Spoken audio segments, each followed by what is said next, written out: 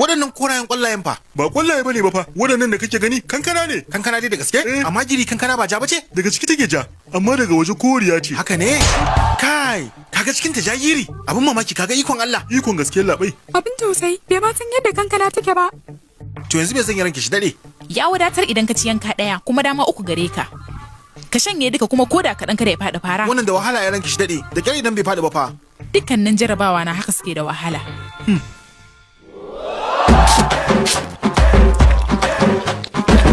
Jiri, Yalla bai. kaga na shanye ta. Baka gani ba kamar rabin wata. Mai gida abin yayi kyau fa. Da kyau, jajircewa ka ta burge. Nagode. Sai ta gaba. Ka fa babur. Ya kuma haka? Kutume lesi. Na kase da wani al'amari. Me ya faru yalla bai? Ina taya ta hudun take? Tayi uku na gani. Ha? Yalla bai, wannan abin hawan tayi uku gare shi to. To ya akai baya jirkidewa. Tunda kake waye baka taba ganin kafi babur bane?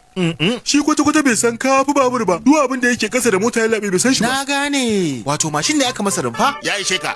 Yadda kake jin mamakin kafi babur dina, ni ma haka nake jin mamakin maganar ka. Shiga mu tafi. Yalla bai. Shiru. Shiga gaba. Kai, ka ji iska kuwa? Shi yasa ka cire kofofin?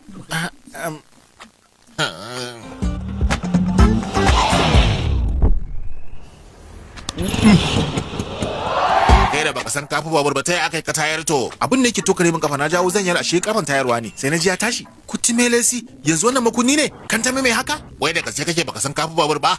Kai dai ja mu je.